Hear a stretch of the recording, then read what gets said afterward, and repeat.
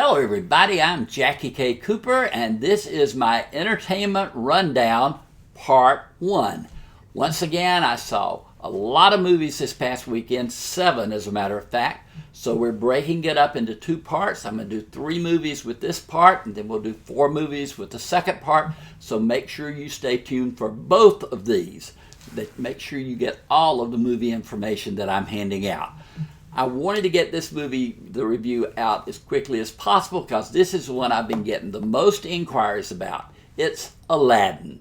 And this is, once again, Disney going back, taking its animated films and making them real-life movies. You know, human actors, etc. They did it with Dumbo. They did it with Beauty and the Beast.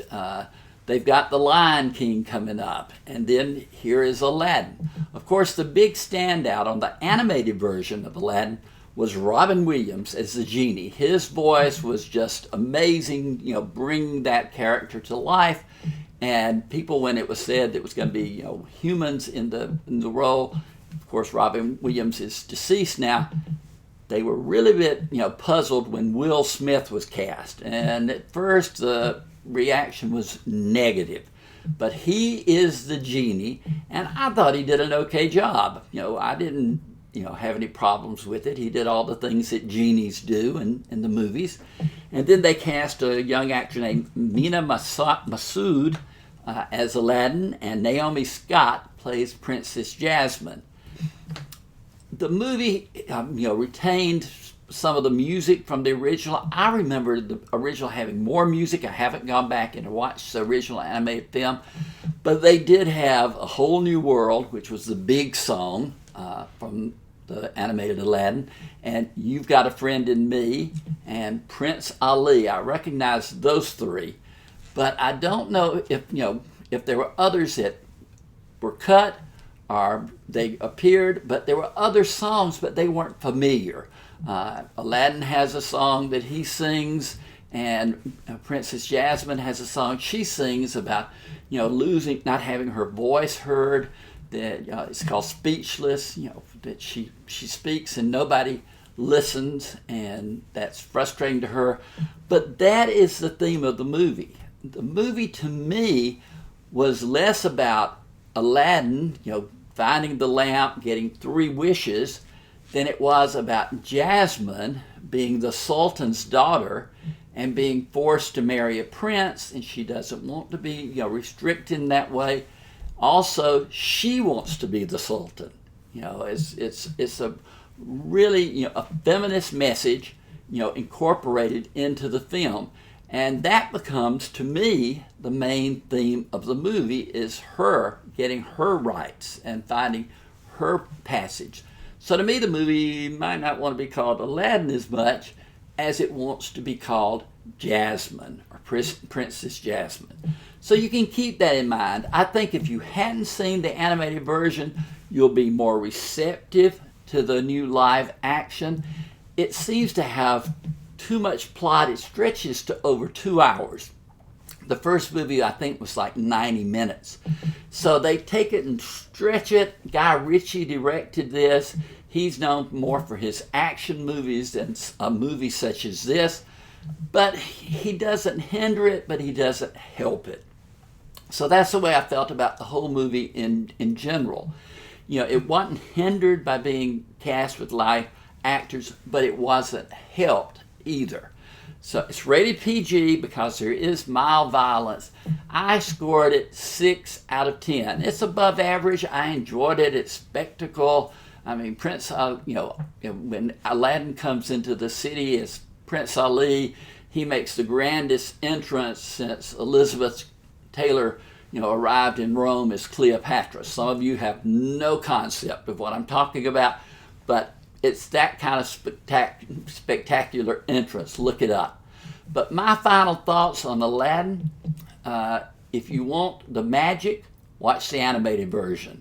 If you want the message, watch the new real-life version.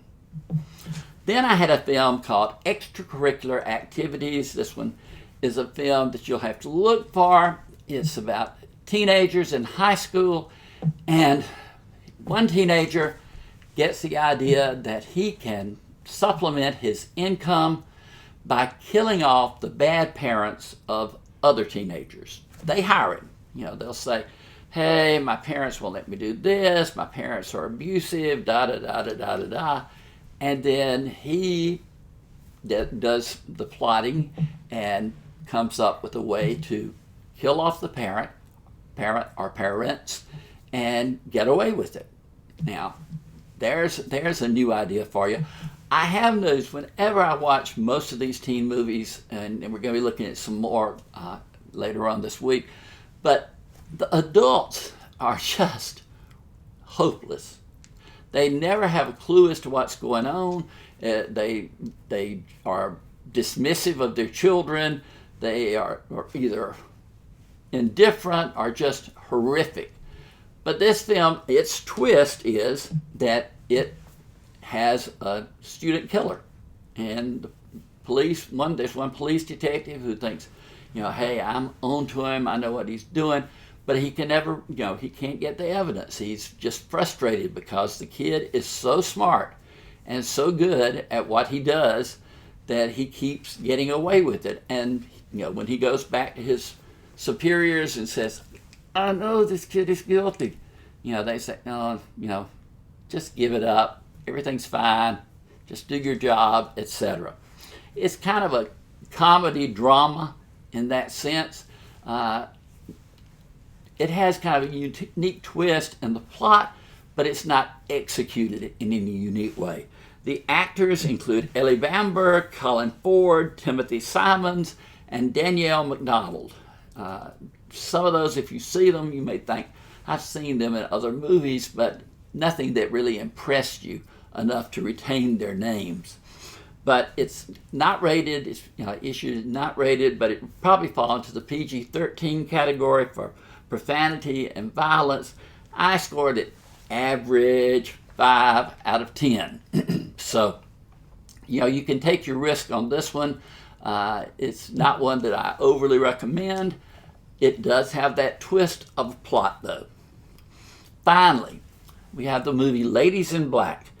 And this is a film that takes place in Australia in the 50s. It's about a department store.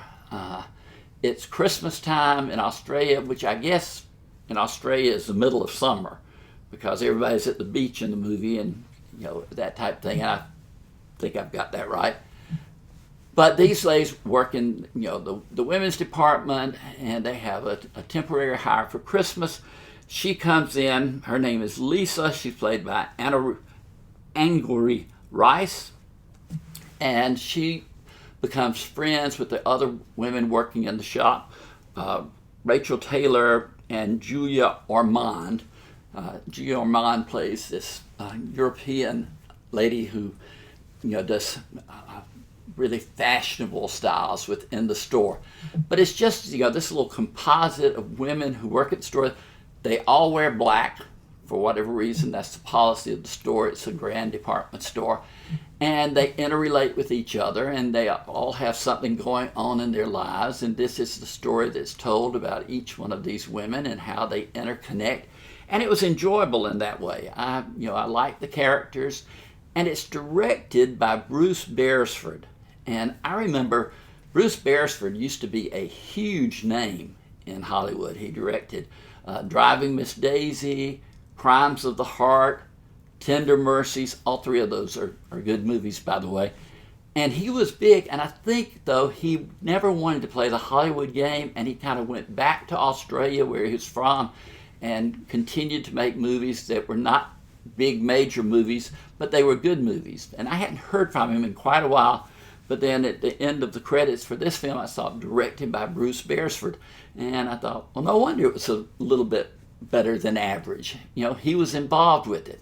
So if you like character-driven films, this is one that you might really like. It's called, like I said, Ladies in Black. It's rated PG for profanity. I scored it 6 out of 10. So that's above average, and this past weekend it was like Aladdin. It got that extra boost, but nothing to really write home about. But that's the movies that I have now. Reach down there, and if you see my face, and subscribe to my YouTube channel, and be paying attention because the next, part 2 will be coming out soon. But for now, this has been Jackie K. Cooper's Entertainment Rundown, Part 1.